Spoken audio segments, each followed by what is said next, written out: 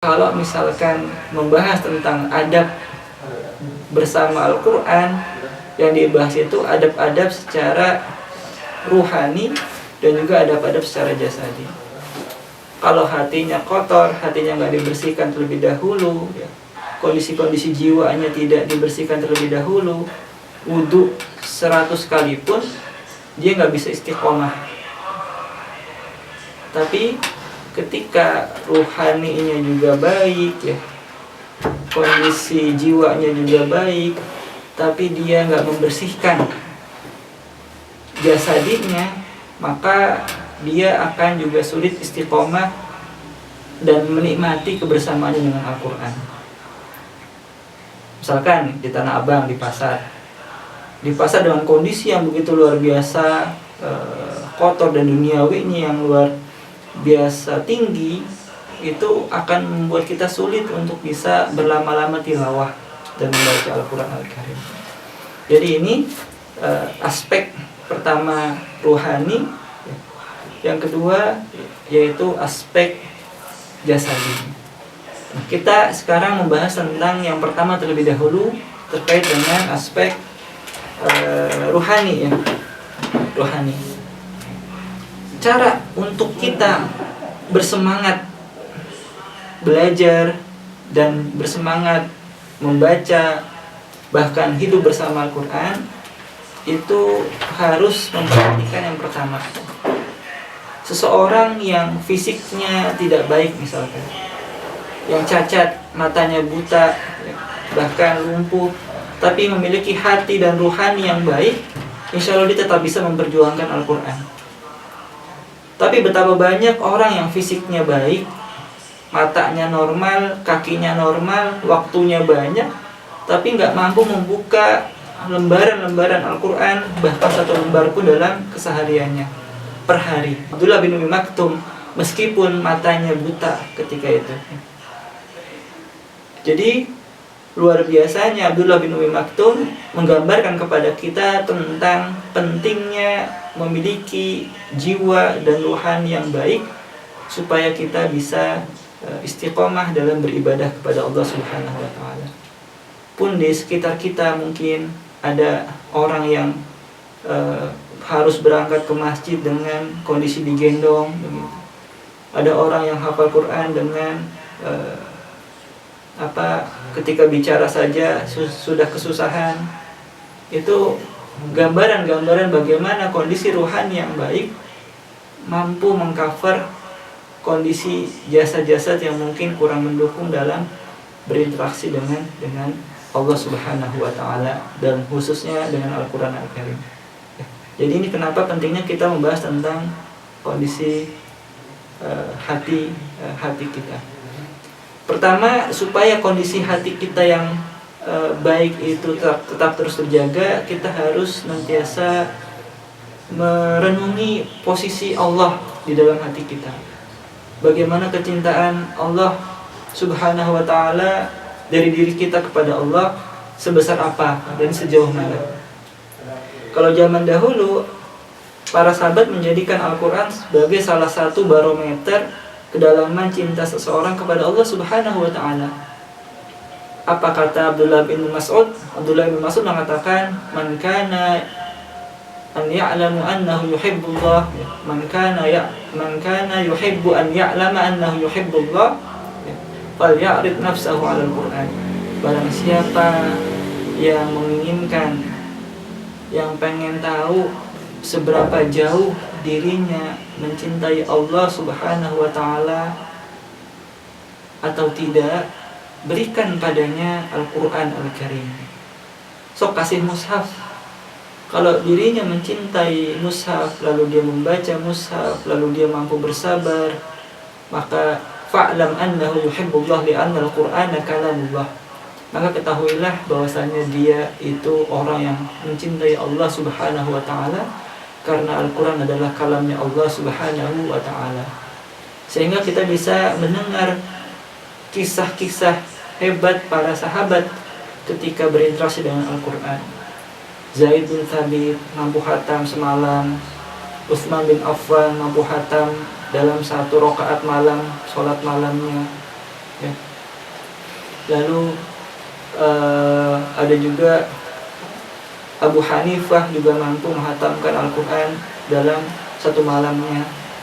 Ini kisah mereka yang hatinya sudah terpenuhi oleh cahaya Allah Subhanahu wa Ta'ala, lupa sama yang lainnya. Di malam harinya, bahkan di waktu orang-orang istirahat, dia kembalikan lagi kepada Allah Subhanahu wa Ta'ala, waktunya untuk Allah Subhanahu wa Ta'ala dengan tulus sholat, panjangnya sholat, bahkan sampai menghatamkan Al-Quran Al-Karim. Berikutnya adalah hati yang membersamai. Jadi ketika tilawah, kita hidupkan hati kita bahwasanya kita sedang bersama Allah Subhanahu wa Ta'ala. Kita sedang bersama Allah Subhanahu wa Ta'ala. Kisah Umar bin Khattab radhiyallahu anhu ketika dia bersama dengan Al-Quran atau mendengarkan ayat-ayat Al-Quran, itu sungguh luar biasa. Pernah suatu malam Umar bin Khattab berjalan di kampungnya, lalu Umar bin Khattab mendengar seseorang membaca surah At-Tur, At-Tur wa kitabim mastur fi raqim mansyur wal baitil ma'mur was saqfil marfu wal bahril masjur inna 'adzaba rabbika lawaqi' ma lahu min dafi'. Inna 'adzaba rabbika lawaqi' ma lahu min dafi'. Umar bin Khattab ketika itu sedang berjalan, dia nggak tahu siapa yang baca, nggak milih-milih dulu. Kalau imamnya si fulan, kalau yang baca si fulan, dia nangis. Kalau yang nggak baca, kalau yang baca bukan, dia nggak nangis. Tapi Umar bin Khattab nggak sengaja melewati sebuah rumah, lalu di sana terbacakan surah At-Tur yang dia dengar. Di surah ke-7, inna 'adzaba rabbika lawaqi' ma lahu min dafi'. Umar bin Khattab pingsan. Umar bin Khattab pingsan karena langsung terbayang bagaimana suasana akhirat. Inna 'adzaba rabbika lawaqi', kamu pasti akan bertemu dengan azab Tuhanmu, tidak ada satupun orang yang mampu menahannya. Masya Allah, kita bisa melihat bagaimana ternyata Al-Quran Al-Karim, ketika kita menghadirkan hati kita, merasakan Al-Quran ini sebagai sebuah nasihat dari Allah Subhanahu wa Ta'ala, mampu mengubah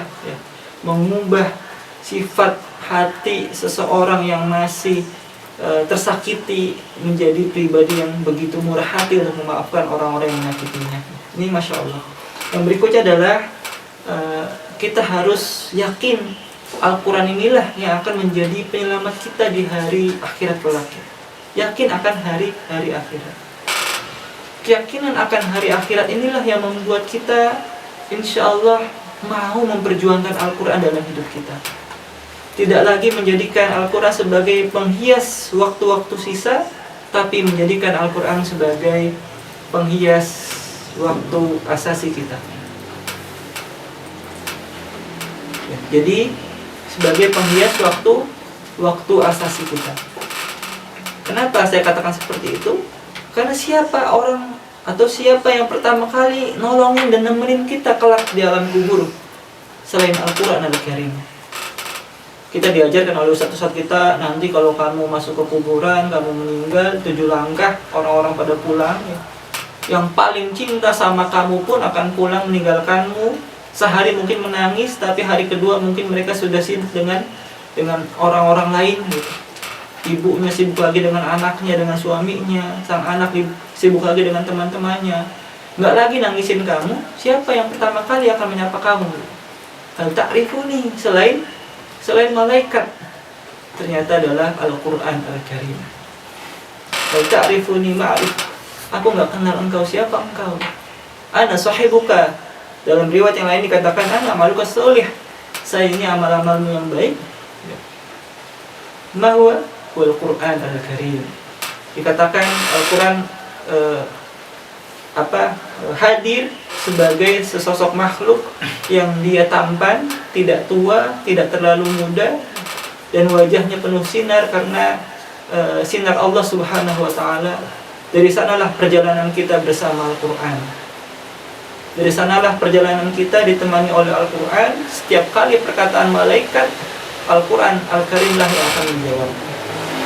Orang ini yang telah aku buat malamnya terasa pendek, ya, karena waktu tidurnya hanya sebentar, karena ia gunakan untuk membacaku. orang ini yang kerongkongannya seringkali kering karena luar biasanya dalam membaca Al-Quran, terus sampai dibangkitkan, sampai bertemu dengan Allah. Apa kata Allah kepada para malaikat? Masabilu alaih, nggak ada jalan buat kita buat menanya atau membuat dirinya masuk ke dalam neraka jahanam. Kajiannya khusus lagi ketika di depan pintu surga. Lalu ketika kita masuk ke dalam surga, Allah ajak kita ngobrol, ya. Yuqalu li sahibil Qur'an iqra wartaqi waratil kama kunta turattil. Nah, itu beda lagi sapaannya. Jadi memang sejak kita di alam kubur yang pertama kali dan sampai kita ke dalam surga, yang menemani kita adalah Al-Quran Al-Karim. Dikatakan bahkan surah Al-Baqarah pun berubah-ubah bentuknya. Al-Baqarah buat para penghafalnya, buat orang yang senantiasa wiridan surah Al-Baqarah setiap hari, gitu, dekat dengan surah Al-Baqarah. Apa kata Rasulullah, ya? Ya'tiyani yaumal qiyamah ka'annahuma ghamamatan aw ka'annahuma goyayatan aw ka'annahuma min firqanin tayrin sawaf. Jadi surah Al-Baqarah itu akan menjadi seperti gumpalan awan atau seperti payung yang senantiasa ngikutin kemanapun kita berada. Jadi di Yaumul Ma'ad itu, hari kebangkitan itu, akan ada orang-orang yang di atasnya itu ada awan-awan yang senantiasa ngikutin. Itu ciri-ciri mereka yang mendapatkan syafaat Al-Quran Al-Karim. Au min firqanin tayrin su'af, atau seperti sekelompok burung yang membentuk formasi.